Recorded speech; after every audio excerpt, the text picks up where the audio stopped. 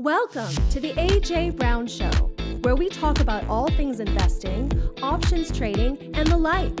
Now, here's your host, AJ, whose primary mission in life is to help you become a better investor.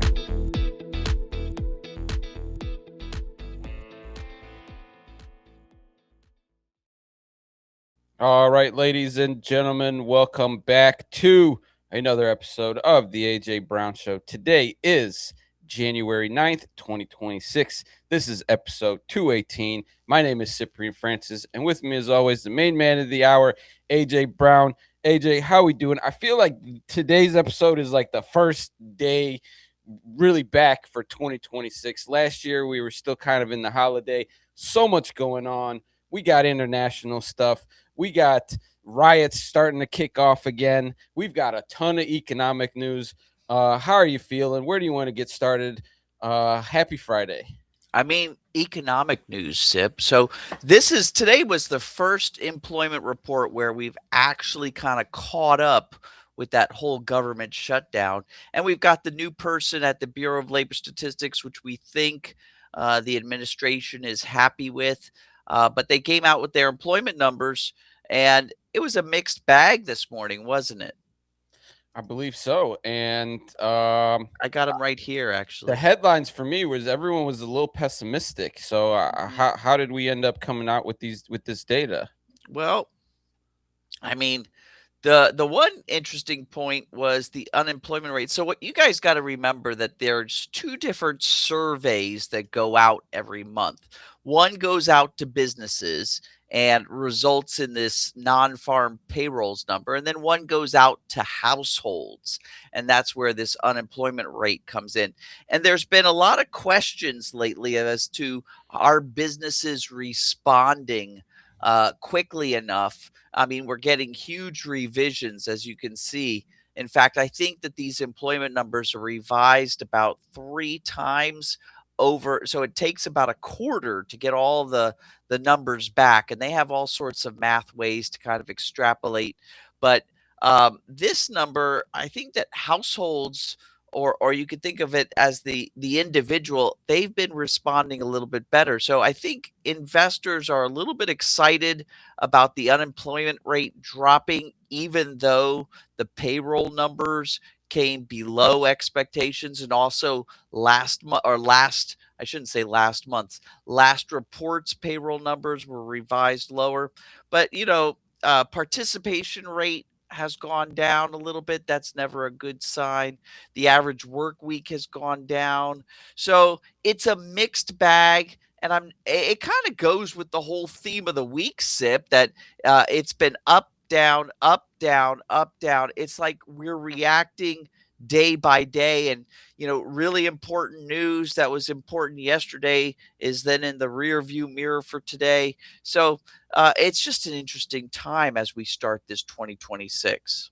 Yeah, and we ended. We started the year last week's show, kind of getting us primed for what's going to happen in 2026. We kind of were looking at the charts, thinking, oh well, we might have a little bit of a pullback just because we don't have that catalyst to keep us up.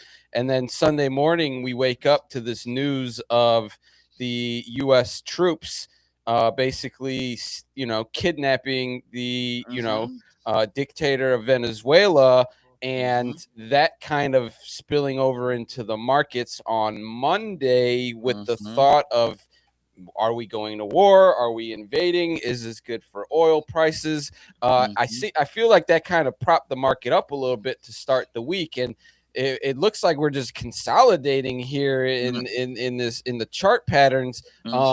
Did that drive a little bit of the positive sentiment for the week? At least in the beginning of the week, but by Wednesday, I feel like it was already old news, right? And so then all of a sudden, people started to think about, maybe there's going to be a Supreme Court ruling, which, by the way, the Supreme Court this morning gave out some opinions, and they had nothing to do with the whole tariff discussion. Remember, we've been waiting with bated breath for this Supreme Court decision on the whole tariff discussion, and they thought there were rumors it might come out today. Didn't come out today. So, I guess we'll just have to keep waiting. But, there's so much going back and forth. And I think investors and traders alike don't know what. But you said the good thing. When we take a look at this chart pattern that I've got up on the screen, even though it's an ascending channel, meaning an up channel, it is consolidating. You can't disagree with that. And consolidations, whether they're happening or, other people call it converging channels, right? Whether they're up, down, or sideways, they're still converging, which usually results in kind of a pivot point and then some sort of big move, whether it's up or down. We really have no evidence unless you've got some sort of insider information. But uh, I think you're right. We're coming to some sort of like reckoning, and it's going to be, doesn't look like it's going to be that far in the future when the markets go one way or another. And even in last week's pick of the week, I believe we were looking at the oil plays. We were looking at the potential of some of these U.S. oil companies getting back Yep. into the Yep. Venezuelan market and utilizing some of those resources, which from the headlines that I was reading seems like a positive for America in the sense that, hey, I mean, the headlines and the blurbs are all over the place, but it's like, did we really just give ourselves the opportunity to have access to like $3 trillion worth of oil? And is that good for America? Does that help us pay off our debt? Does that like there's so much rhetoric coming from it, but it seems as if ultimately that's good for America, good for American businesses. Did you take anything away from that? Like, what is your take on the actual oil? Like, it's up for grabs now. It seems like. Well, and the cool thing that I'm hearing about it is, the fact that some of our adversaries are being locked out, right? So that oil not only becomes something that the states can take advantage of and sell, and U.S. companies profit, across the board, but the other thing is the oil is now no longer part of our adversaries. At least uh, uh, if it is part of that equation, it'll come with some profits to the U.S. Right? So there's been rhetoric about that too, but from a business perspective, I don't think it's a bad thing. From an overall perspective, this whole kind of imperialism or rebirth of imperialism.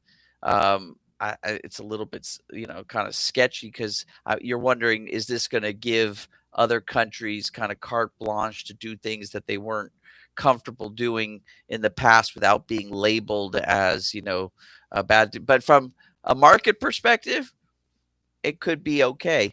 Interestingly enough, though, I gotta say that for some reason, oil prices are ticking up. I'm watching them. They've been down so low, and in the last couple of days, they've been ticking up. We're approaching $60 a barrel. I don't know what that's all about, but we'll have to see what that's all about.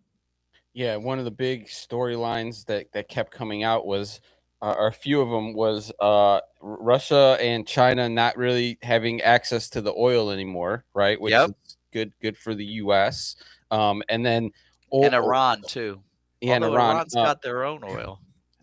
And they're having their own issues right now, on the political front in terms of the people rising up. At least that's what I'm That's what seeing. I I, hear. I Yeah. think I even heard they turned the internet off last night too. And I have a friend who's Iranian, and she was like, "Oh, when this happens, get ready," like because she's seen it before. The other one I keep hearing is Canada kind of losing its leverage over the U.S. in terms of having that oil, in the sense that they can't really hold it over us anymore because the US is like, yeah, we got our reserves over here in Venezuela, so you guys don't have that leverage over us anymore. I've heard that as well. And Plus, then the Canadian oil comes over and it's so tar. It's not sweet crude like what's coming out of Venezuela. So yeah, the other one is, well, with this new supply of oil, the oil prices should stay low for a while, which is bad for the economies that rely on the selling of oil in the long run. And ultimately, yeah, I'm in California, so whenever I see oil prices, we're like the second most expensive state in the union on that front. But I mean, it looks like oil prices in general, gas prices are going down across the board, which is good for the economy and good for the people. But just this really came out of left field, right? Like nobody even saw this one coming, and it's wild because maybe we'll bring up our pick of the week from last week, Rig, because we had a whole setup for that in light of what might happen, and I'm curious to see if that panned out.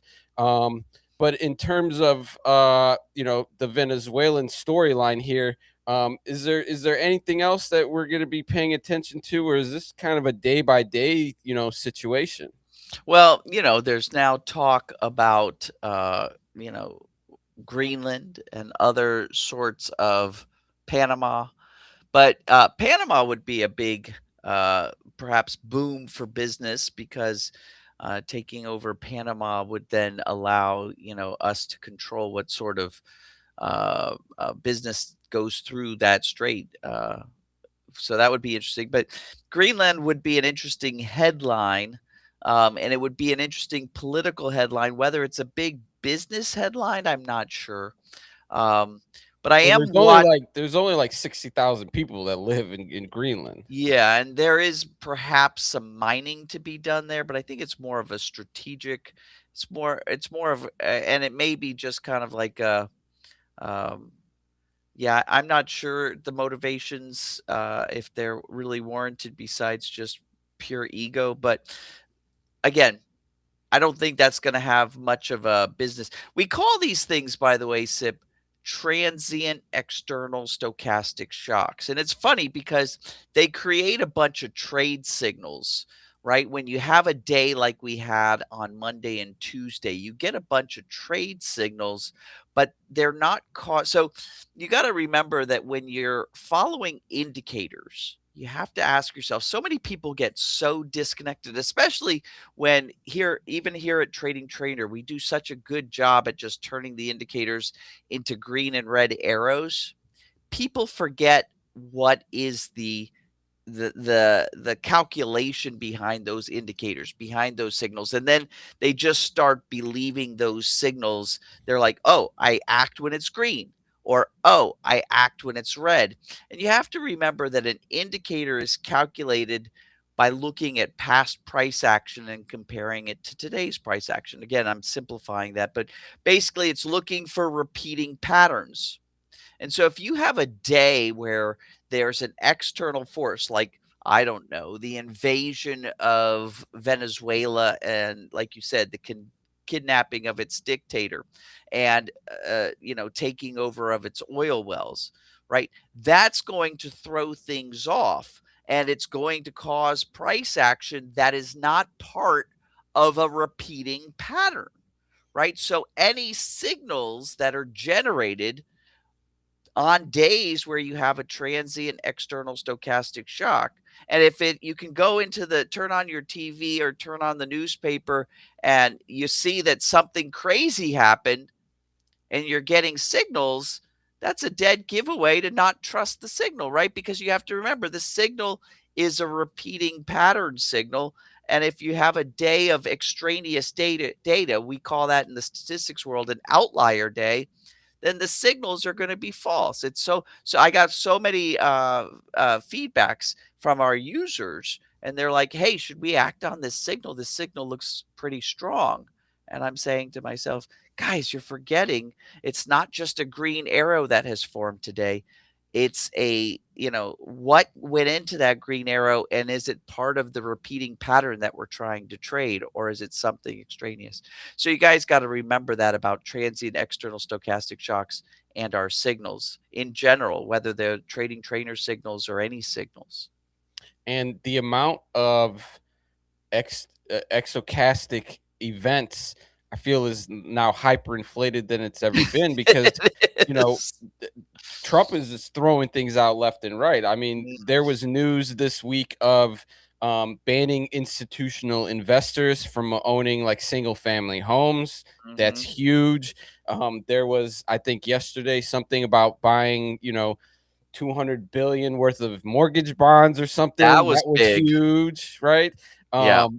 And so there's just a lot going on, and I think you hit it spot on where that kind of affects the directional moves of any investment strategies, and that's maybe where your premium selling and using Yeah. time starts to become Yep. more of an appealing strategy, until things level out. But at this rate, it doesn't seem like it might level out for the next 3 years. That's right. So the scoop is, you may be, doing so. The way that we structure a lot of our premium selling positions is we establish the initial position, and then we put a collar on and take the collar off.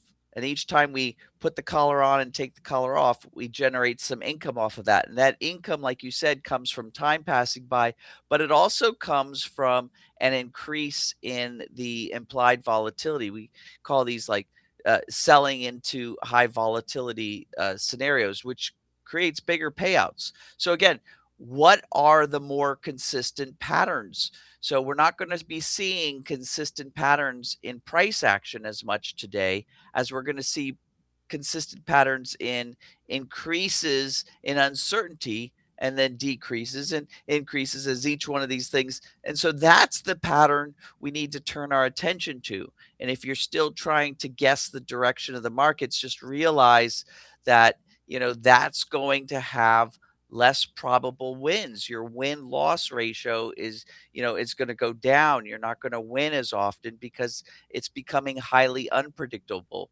So in trading trader worlds, what we're going to trade is the predictable thing, which is the unpredictability. So option strategies allow us to profit when things become unpredictable. You just got to trade the right strategy. And so many folks keep calling back to me. In fact, I even had a message today. Tell me about how to trade directional markets. And I'm like, but we're not in one. But I can tell you about how to trade directional markets, but you're misled if you're looking at the charts today and you think that we're in a directional market. It's like if I had to put a visual on it, right? Like the market is like continuing to hit the ceiling, and it's like what are we gonna what power are we gonna have to drive us up through that ceiling? Because we keep hitting it, and it seems as if the administration and the government in general is kind of pushing or leading a lot of that move up. But you never know when the next one's gonna come, right? You Like it don't, kind of and you don't becomes know risky. when. Yeah, exactly, and you don't know when, there'll be a crack in the AI bubble or when tariffs will be, pulled back. Will the US have to pay back this whole tariff ruling? One of the questions is will the Supreme Court force the US to pay back importers, or will they give the US a stay? You can't do it anymore moving forward, but you don't have to turn back any of that money you collected during the time you were doing it. These are all things that are uncertainties, right? And when they do become certain, we'll process it. The market will go wild. Our option strategies will profit for us big time. And then as soon as they're in the rear view mirror things are going fast. I can't believe. So the other thing I want to point out in these charts, which is perfectly in line with what we're saying, is from reversal to reversal, just about 4 or 5 months ago, this was at least 2 weeks, if not longer. Now, if we go even 4 or 5 days before reversing, that's a big deal, right? These things are reversing in 3 or 4 days and getting smaller and smaller, as you were talking about with that consolidation turning into a point. That is just telling you more and more you need to learn how to trade the uncertainty of the market. And then, the tariff news is, I think today, I believe the Supreme Court delayed their Yeah. announcement, but we did Yeah. get some trade balance numbers this Mhm. week, I believe, that were a little bit surprising. Did that catch your attention? Are you well, there's a couple things. Are you talking about the quantitative easing and tightening that they did, or you're talking about the trade numbers from other countries? The import exports. Tell me about it. I'm trying to pull it up, but basically, the U.S. trade balance, where we're not necessarily importing as much as we have, and the lowest since I think like 2009, Hmm. which is kind of a direct correlation to those tariff you know, moves. But essentially, the U.S. just we don't have to import as much, and I think that's kind of good for us in the long run because we've been importing too damn much for the past 20 years. Yeah. So that's exactly right. I haven't seen a number this low. This was reported yesterday. I haven't seen a number this low since, when we first started trading trainer. Usually the number is anywhere from, 40 all the way up to 75 billion. And that's for a month.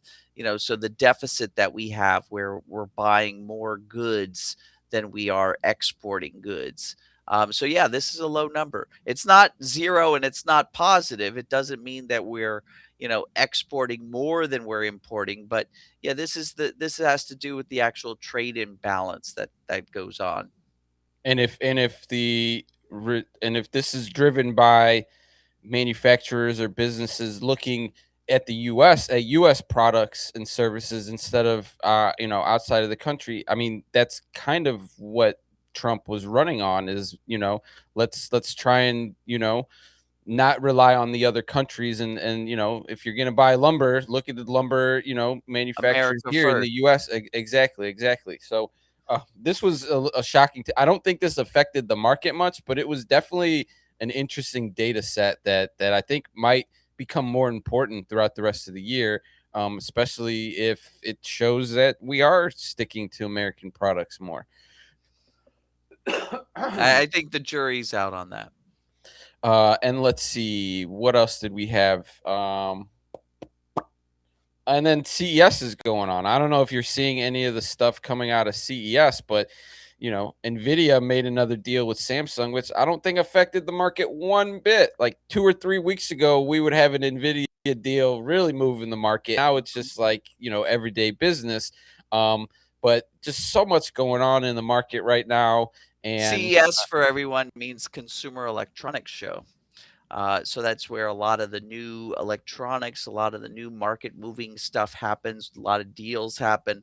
And you're right, a couple months ago that would have been a big deal. Now it's just like everyday news, isn't it? it is. And then looks like the precious metals are still up. Bitcoin is starting to rally a little bit. I think it's like 91,000, something like that. So, Mhm. volume starting to pick up. So, like the markets are picking up some steam here to start the year. Mhm. And then VIX, of course. Yeah, we got a VIX signal. Let me go ahead and pull that up. We got a VIX signal. I think we got a VIX signal on the 30th and then follow through on the 31st of December, so New Year's Eve, which was good because if you remember, I kind of um, jumped in on the prior, and then we got that reversal going into the holiday. Let's see, turn that one on. There we go. Yeah. So I entered in on this blue signal. We got follow through in the subsequent days. There's another blue arrow that came. Today we're pulling back a little bit as well. I'm still not worried. We don't have an expiration until I think it's the 21st of January. I have to be above 1550. I heard last night on our program that people who jumped in on this more recent signal were getting lower strikes around 15 instead of 1550. So that gives them more space.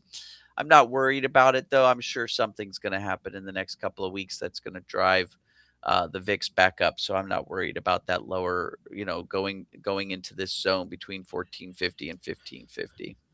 Yeah, at this rate, we're definitely gonna get something somebody says to It's too drive. calm.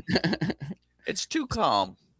Especially with all the stuff that we have going on right now. True. Um, all right, well, I think that kind of covers our market overview.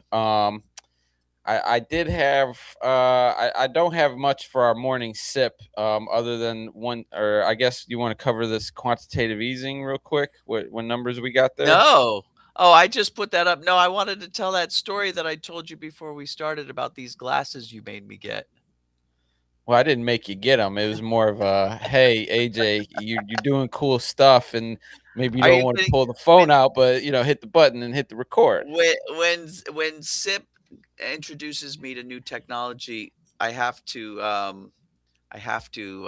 adopt it. So he made me get these amazing Meta glasses, and I just got back from Orlando. I was there for a financial summit this past week, and at the same time, I brought my little one and my wife, and they were enjoying some of the Disney and Universal things. And on the last day after the summit was over, we went to a place called Disney Springs. I don't know if any of you out there know about Disney Springs, but I had my sunglasses on because it's bright down in Florida. And these glasses talk to you. You know, the Meta AI talks to you and they translate. And I guess I hit a button that had it translating from Spanish to English. And so we're at this store that's a Lego store, and my little one is playing in the bin of Legos, and I'm just sitting there. And I think my wife went off to a Starbucks to pick up a pick me up. So I'm just sitting there, and all of a sudden, the glasses start talking to me, and I noticed I'm pointing at a family who their little one didn't want to leave the bin. The little one was playing next to my little one, didn't want to leave the bin, and all of a sudden I was hearing all the different things that they were going to do to try to get the little one, you know, all the ideas they had to try to tease the little one away from the Lego bin. And I'm like, oh my gosh, I'm hearing a conversation that I'm privy to something I shouldn't be. So I turned my head so that the glasses were not pointing at this, you know, Spanish speaking family, and it landed on another family. And all of a sudden I was hearing a romantic conversation. And I said, "Oh no, oh no!" So I turned again, and now I'm hearing a discussion about how we're going to put Granddad into a home, and I couldn't get away from all the different conversations going on with my glasses. And I'm like, "How do I turn off the thing?" There were so many conversations, so it was amazing and yet overwhelming at the same time, because it was like I couldn't get away from all the different conversations in this crowded venue that were being translated to me. And of course I have the glasses talk to me in what's Dax Shepard's wife's name, Kristen Bell. I think have so, yeah. I have the glasses talking to me in Kristen Bell. So Kristen Bell was translating all the different Spanish conversations at Disney Springs around me and I was just like, oh, I shouldn't be hearing this. I don't want to know about Granddad getting put into a home. And so that was an example of the auto translate Awesome. capabilities that you didn't necessarily want or need at the moment, but Not at the moment. But you did mention that you're going to be going to Italy soon, and Yeah. I could imagine that becoming actually a useful feature when Yeah. you're in Italy. Absolutely. So, you know, I think we're going to get my wife's idea was we need to get a second pair, because you can configure them in reverse. And so if you give the pair to the person you want to talk to and you wear the pair, then you just speak your language and they hear it in Italian, and they speak Italian and I hear it in English. And so if we ever need to have a conversation and we don't want to try to stumble, my Italian's okay. I can get by, but it's like on a first or second grade level. So if you want to have just a conversation in your native tongue, you know, you grab two of these pairs, and I think you're off to the races.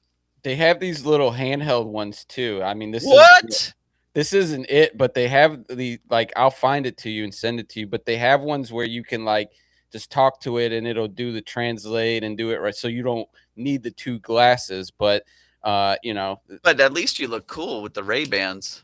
Yeah, for sure. When you told me that story and when I learned about the auto translate, what I started to think about was the Venezuelan situation, where it's like, wow, if Venezuela gets their act together, that could be a great investment opportunity for Americans and whatnot. And in my mind, I'm like, oh, what if I went down to Venezuela, tried to find some opportunities? How could I communicate?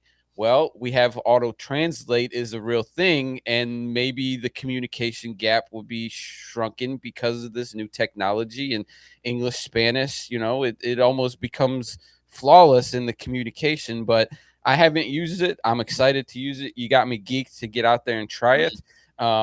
But that just kind of shows where we are in the world, where language is not a barrier. Another thing on that front that I saw from Google Meets, which we don't really use Google Meets for our team and stuff. We're in Slack, but they've done it so that it auto translates in Google Meets in real time, in the sense that if we had a Zoom meeting and you started talking in Spanish into the Zoom, it would auto translate and talk to me in English, and then I would respond and in real time. So they're almost like closing the communication gap in Meet settings for people that speak different languages. And I was like, well, that's really cool. Haven't tried it yet, but I think they just released that within like the last week or 10 days. Is it an audio thing or is it captions, like subtitles? I think both.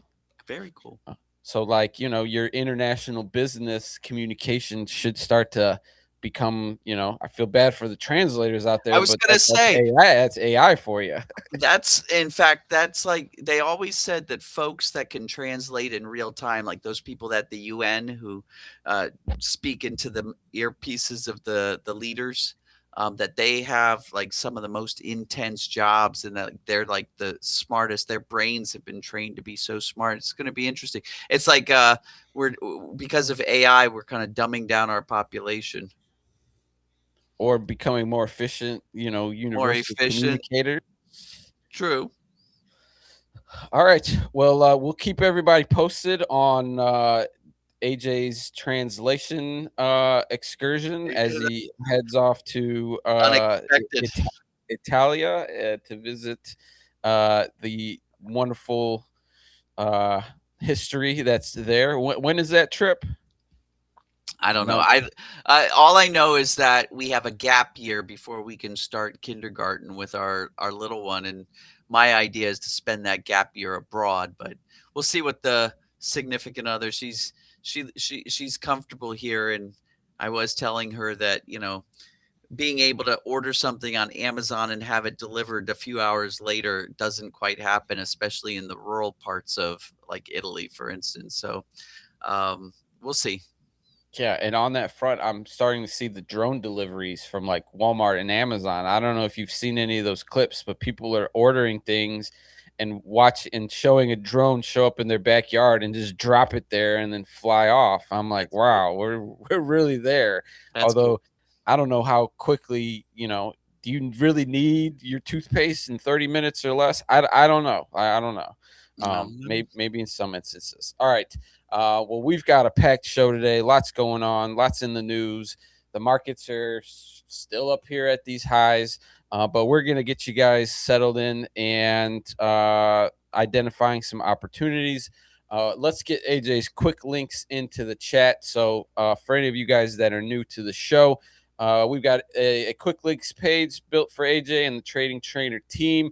You can find all of our amazing socials. You can get access to that free indicator, as you'll see in some of our examples, as AJ mentioned. If you want to learn more about premium selling, how to incorporate premium selling into your investment strategies, we've got a wonderful workshop there. We've got some information on Trading Trainer in general, and then custom one-on-one coaching. This is becoming a very popular feature service for the community here. For some of those people that need a little bit more hands-on training, want a little bit more attention, we've got a program for you there. Otherwise, show some love. Go hit those follows. We are putting out pretty good content out there more regularly, so would love to get you guys' feedback on that in real time. Otherwise, we are streaming live. There is a lot going on in the markets. If you guys are looking at some positions, if you guys have some ideas, feel free to throw it in the chat. Otherwise, AJ's got his pick of the week. We'll review our pick of the week from last week just because I'm curious as to where we are with that. We've got our speed round, and we'll get us set up for success here. But 2026 is definitely off to an exciting start. Lots going on. Let's get you guys' portfolios right with that. So sit tight, folks. We'll be back in a jiffy to go over some opportunities and to get you guys set up for success. Sit tight, folks. There we go. I get it. You're afraid of trading in the markets. Guess what? I've got your answer. I've got 4 strategies I'm going to give you along with the tools to make it super easy. I'm going right home, giving you the webinar. I need you to sign up below and meet me in a few minutes.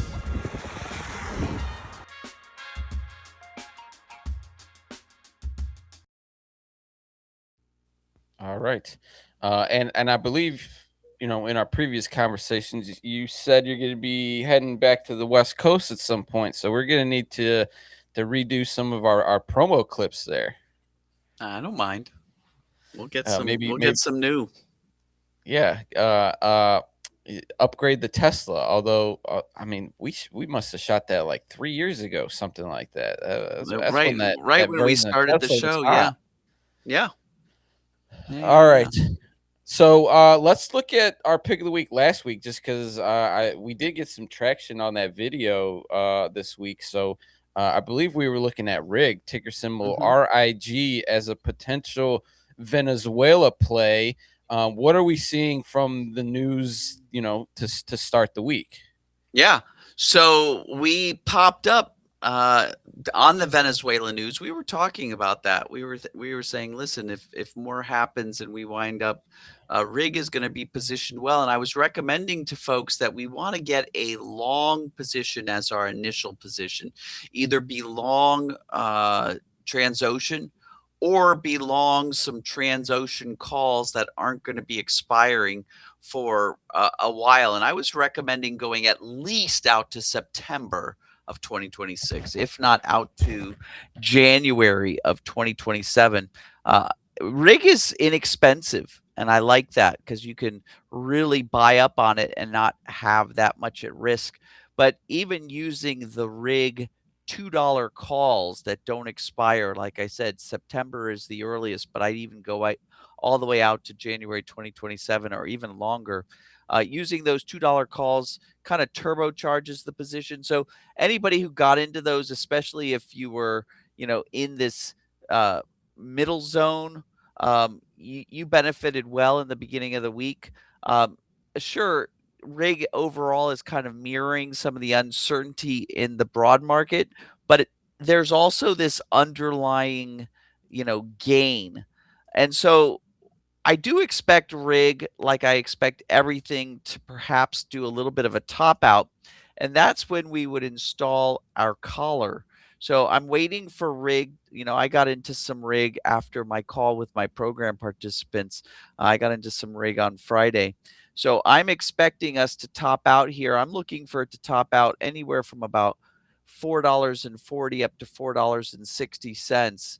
And then once we top out and we get some signals that we're petered out, that's when I'm going to sell some calls as well as buy some protective puts. The calls would be near term.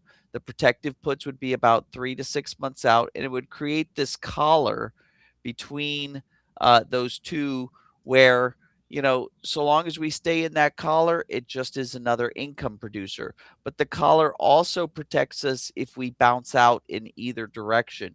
In one case, we would get exercised. In the other case, our protective options would kick in.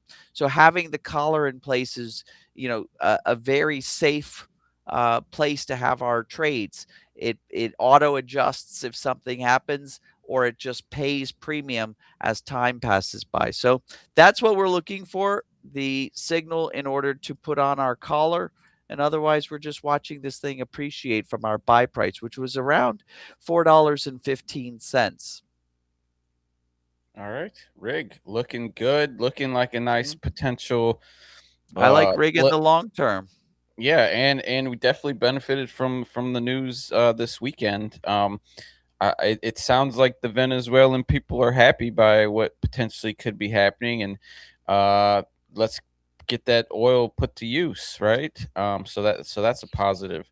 All right, your pick of the week. Moving from the energy sector to the financial sector, you are looking at Deutsche Bank. Deutsche Bank, ticker symbol DB. Is this a U.S. listed company? It is. It's traded on the New York Stock Exchange, but it primarily operates in Europe. You might remember Deutsche Bank was one of those banks that they were following during Trump's first presidency. I'm I'm I'm not sure. So we've got a signal that we should be shorting Deutsche Bank. And I even wrote up in our write up, we could short Deutsche Bank at this point. But I actually feel like I want to be long Deutsche Bank. So I actually am asking the folks who are following us to put this on your radar. Let's let Deutsche Bank pull back. If history is going to be repeating, it'll probably pull back to at least 35 bucks. And that's when I think I wanna go long, and at that point, I could either go long by buying the stock, and I'd wanna buy the stock in lots of 100 shares because then we can do some option strategies on it, or there's always the opportunity to buy some, um, uh, call options. Again, I don't want them expiring anytime soon. So I'm thinking September is the earliest. And again, going all the way to 2027 with their leaps in January wouldn't be a bad idea. Deutsche Bank trades every $5, if I remember correctly. Let me verify that by using our options lookup tool um, right here. Yeah, Deutsche Bank's trading about every $5.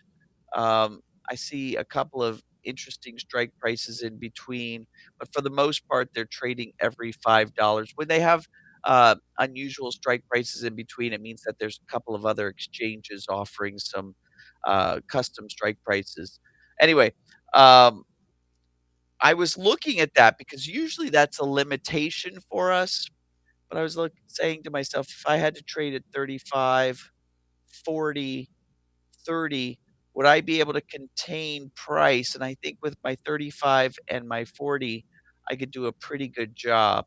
So, yeah, I know that I've got a signal right now. I'm really excited about this stock, but I don't think I want any action right now until we get our pullback, find a bottom, and then I want to pile in on the initial position with buying the stock or buying the call options. And then every time we top out, install that collar, I should say. And every time we pull back and find a bottom, either uninstall that collar or that collar will automatically expire worthless. So that's kind of where I'm at with Deutsche Bank. And for any of you new users or watchers, viewers to the show, the link to get access to that options lookup tool is in the chat. We got it in the scroll bar, so you can access it in the same area as you would find the indicators. So wanted to make sure to get that out there. But that's what AJ and the team are liking this week. Deutsche Bank, ticker symbol DB. Add it to the watch list. Keep an eye on it. And if you want to get in, you've got some interesting levels and ideas on how you could potentially do that. So, excuse me, Deutsche Bank this week. Speed round. All right, we've got 3 other names from our lovely guests and fans from all across the country. And AJ, they want to know your take. So we've got about 15 minutes to run through these. Let's go ahead and start with Jen out of Pennsylvania. Philadelphia, Pennsylvania. They got a big playoff game this weekend, the Eagles. She's interested in JetBlue, ticker symbol JBLU. I know, AJ, you're not as big of a football guy as I am, but this is a big weekend for us here. But I think isn't one of the Eagles players AJ Brown? That's right. He's your number one doppelganger, at least on the searches, right? I was going to say he might be taller. He might be stronger. He might be a different color. but yeah, he's been around for a while because I've been trying to compete on search against him for forever. It started out with a high school footballer, and I'm like, why is this guy starting to appear ahead of me on the search engines? And then he's in college, and all of a sudden I keep getting pushed lower and lower. Then now he's an NFL player for the Eagles, and I'm like, and a Super Bowl winning player, right? That always gets it even higher. Let's look at JetBlue. Let's see. All right. First of all, love JetBlue, the price. Like I said, just like we like Rig, we like JetBlue because it's, affordable by everybody. Trading at about $5. and trading every dollar. So I'm looking at the various expiration dates and looking at the strike prices. You can see they're trading every dollar. So that makes it even easier, right? Because you can put a trade here. You could put a trade down at $4. You could put a trade up here at $6. And the question is can you contain price? Because what we do is we architect our trading strategy around the pattern. So let's see. We're up here. We just had 2 days of kind of gain. Let me go back a little bit further because I'm not sure. Let's take it and maybe look at the last year or two. Okay, so JetBlue's down here. There was a point, and I don't know what happened with the Spirit sale. Do you remember JetBlue and Frontier were arguing around who would buy Spirit, and JetBlue, I think, won out. But I also think that then something happened with regulators,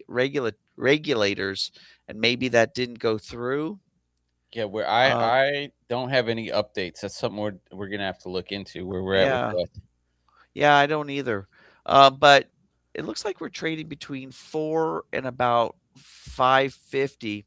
So maybe what we're thinking about here is if we get a top signal. I see we got a top signal here, only to be surprised. It would be interesting, um, Jen from Philly, if you could find out what happened that caused this little pop up in price. It looks like something unexpected and external.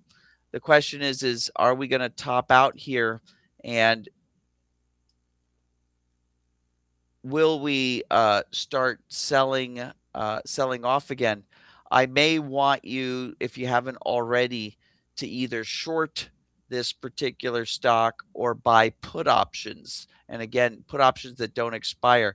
Now, if you were lucky enough to have gone long when you got this signal, then selling your calls and buying your protective puts might be exactly what you want to be doing now if you haven't already. If you sold your calls and bought your protective puts and now you're worried, don't be worried. Your collar is in place, and that's exactly what you want it to do because it can self-adjust. So I think no matter where you are in this trade, I think you're in a good position. And I think JetBlue is a great symbol to be selling premium against. So yeah, uh, if I knew exactly where you were in your trade, I'd give you more advice. But I think from all angles, this works.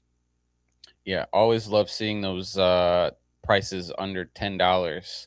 Absolutely. Definitely makes the options more affordable and less capital up front. So we'll take a look at what's happening in the fundamentals there. Definitely something to check out because it has been a storyline all year with that Spirit purchase. But I'm not a flyer of JetBlue or Spirit, so I don't have much insight at the moment. Right. But hopefully that was helpful, Jen. Ticker symbol JBLU, JetBlue. Moving on to our second name, we're going to head on over to Galveston, Texas. This is Amanda, interested in a name I'm not familiar with. Permian Resources, ticker symbol PR. Sounds like some sort of energy play. Yeah, it is. The Permian Basin is West Texas oil. I like how you pulled out that accent. It's That my was pretty. landman accent, land, and they use Permian. They use the word Permian on there all the time, and I don't really even know what that is. That's a region, right? Yeah, it's a region on the close to the border of New Mexico. A lot of oil under there. It's funny you say that. I met in person because I was down in Florida with Coach Jay. He's been on our podcast a couple times, and Coach Jay was telling me about how you got him to be watching Landman. Oh, So nice. And and he's a he loves fan. it. Oh, Oh, nice. absolutely. Absolutely loves it. Okay, where are we here? Let's see. We topped out. We got a signal to top out, and that's not only. So I've been really harping on my program participants SIP that not only should you get a signal and validate that it's not from a transient external stochastic shock, like we talked about in the beginning of the show, but anything else you can do to give yourself confidence. I call it validating the signal. And so one of the things is looking at the bars. So I'm going to zoom in here. This particular bar, we call it a Lincoln's hat bar, and you can kind of see why. It looks like Lincoln's stovepipe hat, right? And it is a bar signal that validates tops. And so the fact that we got a top signal and this bar pattern, it gives you more confidence that a top was found. And it looks like, we may not have gotten follow through right away, but it looks like a few days later we got follow through. We got a little hiccup here, but I don't think, and this looks like yet another hiccup, but it doesn't, the hiccups are quickly reversed, it looks like. So be careful about hitting, jumping in on the hiccup. I think that what you're going to do here, and I don't know where you are on this. Did you short when you got this trade? Did you sell your calls? I'm not sure, but I can tell you that I think we pay attention, and I think that this is probably going to reverse again. It looks like another stochastic shock, and you could validate that by looking at news headlines around this. What made price go crazy yesterday, and is it just something that's going to, come and go? But I think you wait until you get down around $12.50, and you do your next transaction in whatever timing you've got. If it's your initial transaction, you'd be going long this stock, or you'd be buying some substitute call options. In fact, let's check that out really quick by using our lookup tool. I'm using one of our quick views. These are actually, for lack of a better word, they're AI searchers of the data. So when I click one of these quick views, and the one I'm looking for right now is the viable equity substitute, it not only displays the option chain, but it also will help you find a viable equity substitute. So again, I was telling you guys, probably go out at least September, but even better, go out to January of 2027. And I'm not really finding, let's see, that's good liquidity. I see. There's a question on liquidity, less on the call side, so that's good. Maybe a $5 call. It's going for about 2/3 the price, but still, that's some leverage. Instead of spending, if you had to buy 100 shares of this, you'd spend $1,410. Would you rather spend $1,410, or would you rather spend $915? I'd spend $915 every day and get the same sort of price action that I would get for the $1,410. So yeah, there's a $5 call in your future for taking advantage of the next bottom signal. You just have to wait, and I wouldn't do it now. I wouldn't jump on this. I would wait for it to actually head down all the way below 12.5. And I guess my question on just the oil plays in general is the increased supply is, I mean, we're seeing oil prices creep up, but in theory, that's, lower oil prices isn't good for oil companies, right? Right. But it's not. So there's step functions in the whole oil industry about, at what price does oil have to be per barrel in order to start drilling or fracking more in existing oil fields, or what price does it have to be where it makes sense to go digging for oil in new places? At what price, what's the threshold where it doesn't even justify you running the pumps, the energy in order to pump the stuff out of the ground? But then you also have to throw in one other thing, which is, are there going to be government subsidies especially for companies that are going to pursue some of the oil in Venezuela.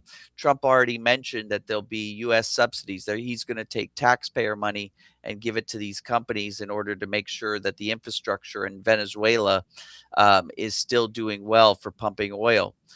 So, yeah, you got to factor all of that in. But I don't think that that's actually, this is mostly what we're watching on Permian ticker PR here is probably more investor sentiment than it is supply demand. That's probably going to trickle in more on the macro than on the micro ups and downs of what this stock currently is.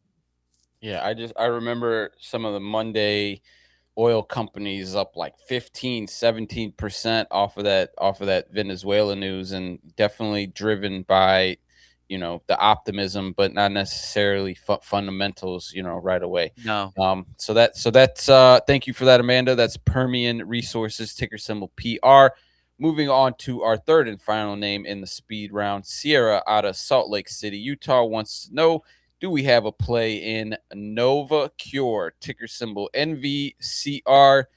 Got to look up what this company does. Cancer treatments, I'm pretty sure. Okay. I'm doing that off of memory. I've seen this company before. I think they're cancer treatments. Okay. I don't know what happened to earnings ago, but they disappointed their investors, and so there was a huge sell-off, bringing the price down to about half of what it was. So they lost half of their cap. But they've been slowly redeeming themselves. They went from a low of around $11 up to $15, and then back to $11, and now they're creeping up at $15. My fast MACD signal gives a signal only to have it thwarted. Gives a signal only to have it thwarted. Gives a signal only to have it thwarted. But now we're approaching our level of resistance. So the question is do we get a signal? And I almost feel like the fast MACD is too responsive. So you don't want something that's too responsive in that it gives you a false positive. So maybe we slow that down, or definitely use some validation techniques. If you get your fast MACD signal, perhaps volume validation, pattern validation, everything, so that you don't react to these false ones. However you want to play that, I'd be curious if we get a validated signal and it is a chance for us to short this company, because that's what we're at, a top. And what do we do when we hit a top? We short. So either shorting it, or let's see if we've got a substitute here. NVCR. I love this tool here.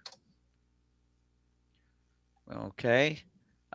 We'll go out to January. We'll look down on the put side. I'm not, the equity, viable equity substitute isn't finding anything. Otherwise, you'd see it in green. I'm seeing perhaps some challenges in the liquidity. It's not the most traded of symbols. Let's see. I'd be interested, interestingly enough, the options that I would be interested in are about the same price as the stock. And so that brings up a question. Why would I use a option substitute? I'm looking at this guy right here.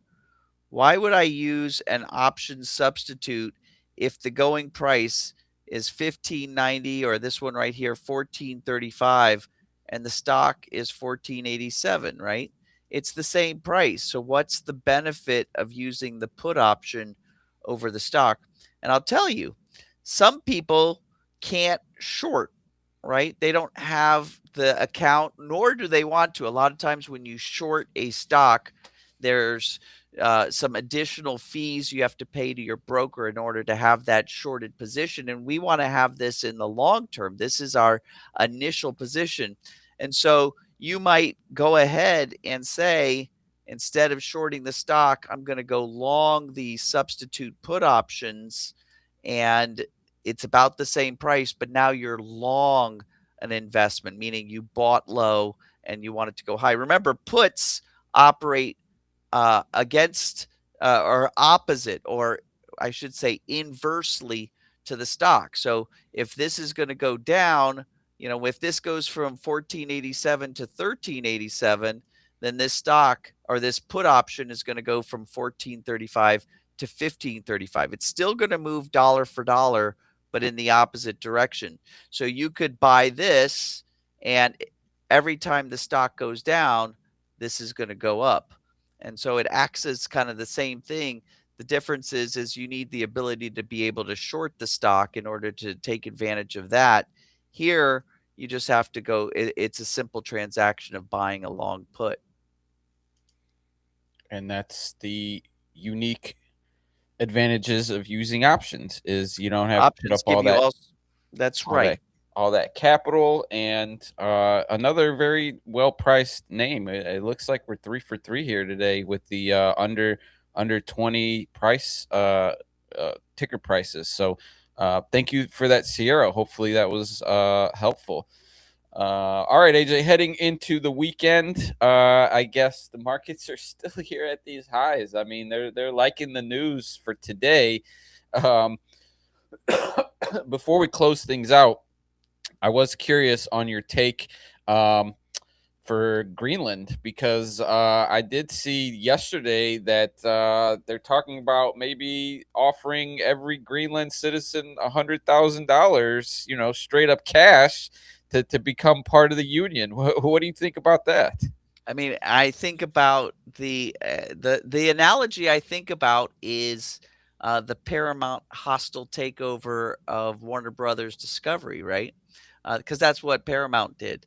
They went to the investors and said, "Hey, I'm going to give you this certain amount of money per share of every stock you own of Warner Brothers Discovery," and Netflix said that they'd give less, and so Paramount said, "Hey, forget about all the deals and forget that your board agreed to this. We're just going to give you more money." So it's called a hostile takeover in a political sense. And I can't think of a modern example of one country just straight up buying out another country. Can you? No, I mean, like, no, we did it with Alaska, right? Didn't we just buy Alaska from the Russians? yeah. We did, but that was like 100 years ago. I mean, they became a state in the 1940s. I can't remember off the top of my head, 1950. But we had made that purchase a long time ago. But yeah, I don't. That's just not how things. I don't know. Whatever. Everything is being all the rules are being rewritten right now. It's And crazy to me. it's a crazy time to live. It's kind of historians are going to really dig this. I can tell they're going to just dig this like last 15 years of it's going to be an interesting thing to read in the history books. Yeah, I do a little stand-up comedy every now and then, and I've been working on this bit where it's like, oh, when I have kids and they ask me about Donald Trump, I'm like, oh, where do I begin with the story of Mr. Donald J. Trump? Oh, Yeah. let me tell you what that life was like, what that era was like. So we're definitely watching a lot of historical important things occurring in real time. They're affecting the markets, and I think that's why it's more important than ever to have options as an investment tool in your portfolio to protect yourself from things that could go one way or another, positive or negative. We've And seen I both think both angles of it. again, you can have your opinions about what's happening in and they could they could rile you up, or you could be totally happy about it, all that good stuff. But this is where being a disciplined investor, you have to be able to then separate yourself from those sorts of thoughts and be able to then just come and be like, okay, these are the patterns. What is predictable? Where is risk? So this is where discipline, where you have to keep your emotions out of it and, figure out how to do the investment play around what is happening. And so that's what I give everybody. I mean, there's always things are so polarized right now, and great. Where you fall on that spectrum, Great. But now change gears and go to the person who observes the pattern, and you have to observe the pattern. What patterns are predictable? Which patterns are less predictable? And then now that you've figured out which patterns are the ones that are repeating themselves, how can you profit from that? What option strategy can you architect to profit on that? And that's how you be successful at this stuff. Yeah, and if you are uncertain, if you have questions, then that's why you got to come become a member of the Trading Trainer community. Come watch the workshop, come join the weekly masterminds, get some more access, get some in-depth breakdowns, things that we don't necessarily show on the show itself, but you can see kind of the examples of, ideas and strategies and structures. That weekly mastermind session goes much more in depth, and people are really putting their money behind these ideas, and maybe that can give you some confidence to do it yourself. But one way or another, we've got the tools, we've got the things to help you in that. The links to that are in the quick links page, which we've put in the chat.